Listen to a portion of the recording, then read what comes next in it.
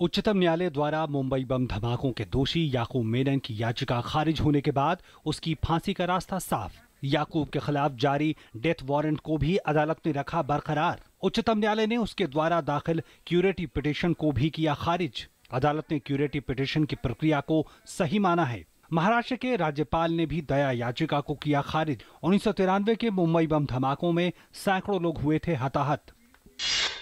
तमिलनाडु के रामेश्वरम में कीलकाडु में पूर्व राष्ट्रपति भारत रत्न डॉक्टर एपीजे अब्दुल कलाम का अंतिम दर्शन करने के लिए बड़ी संख्या में पहुंच रहे हैं लोग। रामेश्वरम के बाहरी इलाके पैकाराम्बू में गुरुवार को 11 बजे पूरे सैन्य सम्मान के साथ किया जाएगा अंतिम संस्कार। प्रधानमंत्री नरेंद्र मोदी सहित देश भर की कई बड़ी हस्तियां होंगे अंतिम संस्कार में शामिल।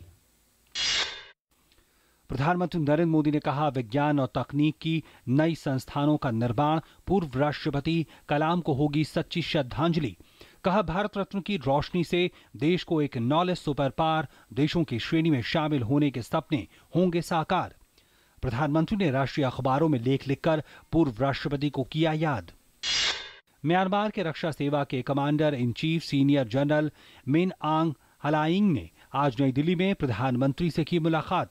मिन ने कहा कि भारत केवल पड़ोसी के रूप में ही नहीं बल्कि दोनों देशों के बीच लंबे ऐतिहासिक और सांस्कृतिक संबंधों, साझा हितों और दोनों देशों के लोगों का लोगों से मजबूत संपर्क महत्वपूर्ण है।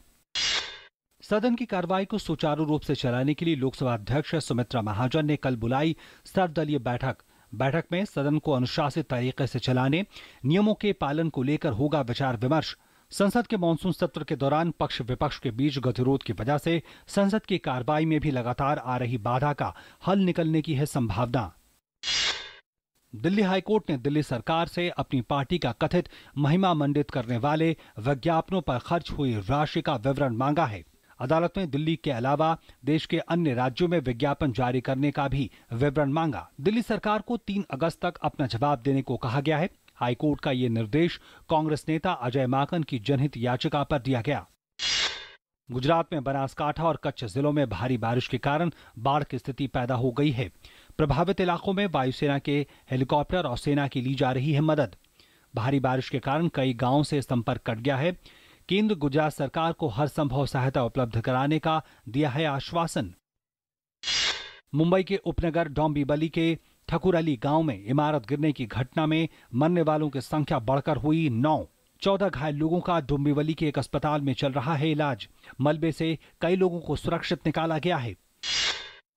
विसिल ब्लोअर नौकरशाह संजीव चतुर्वेदी और मानवाधिकार कार्यकर्ता अंशु गुप्ता को दिया जाएगा इस साल का रायमन मैग्सेसे पुरस्कार। रायमन मैग्सेसे अवार्ड फाउंडेशन ने संजीव चतुर्वेदी को उनकी अप्रत्याशित नेतृत्व क्षमता के लिए चुना, जबकि अंशु गुप्ता को उनकी दूरदर्शी सोच और समाज में जरूरतमंदों को मदद पहुंचाने के लिए दिया गया है। गुरदासपुर आतंकी हमले में मारे गए पंजाब पुलिस के अधिकारी बलजीत सिंह का अंतिम संस्कार आज पूरे राजकीय सम्मान के साथ कपूरथला में कर दिया गया। इससे पहले पंजाब के मुख्यमंत्री प्रकाश सिंह बादल ने बलजीत सिंह के परिवार से मुलाकात की और हर संभव मदद का आश्वासन दिया। दक्षिण कश्मीर के अनंतनाग जिले में आतंकियों द्वारा किए गए ग्रेनेड हमले में सीआरपीएफ के 3 जवान और 2 नागरिक घायल हो गए। पुलिस के मुताबिक आतंकियों ने सीआरपीएफ के एक दल पर काजीबाग इलाके में केपी रोड अनंतनाग के पास हमला बोला। गोवा के पूर्व पीडब्ल्यूडी मंत्री चर्चिल अलेमाओ लुइस बर्जर रिश्वत मामले में आज फिर अपराध शाखा के समक्ष पेश हुए। इससे एक दिन पूर्व ही अपराध शाखा के अधिकारियों ने उनसे 7 घंटे से अधिक समय तक पूछताछ की थी। मुंबई शेयर बाजार में 2 दिनों से जारी गिरावट का सिलसिला आज थम गया।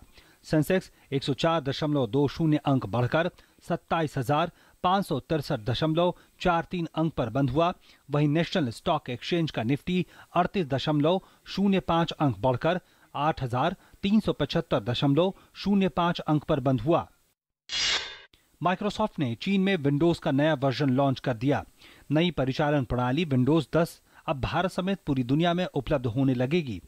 कई तरह की सुविधाओं से लैस पर्सनल कंप्यूटर सॉफ्टवेयर क्षेत्र में नेतृत्व की भूमिका में रही कंपनी ने अपने इस नए उत्पाद के जरिए उन उपभोक्ताओं को फिर से आकर्षित करने की कोशिश की है। बीसीसीआई ने श्री संत, अजीत चंदीला और अंकित चौहान पर लगी पाबंदी हटाने से किया इनकार। दिल्ली उच्च न्यायालय ने स्पॉट फिक्सिंग मामले में इन आरोपियों को किया था बरी। इन क्रिकेटरों पर बीसीसीआई की अनुशासन समिति की पाबंदी रहेगी जारी। केरल क्रिकेट एसोसिएशन ने श्री संत को दोबारा खेलने की अनुमति दी जाने को लेकर दायर की थी याचिका।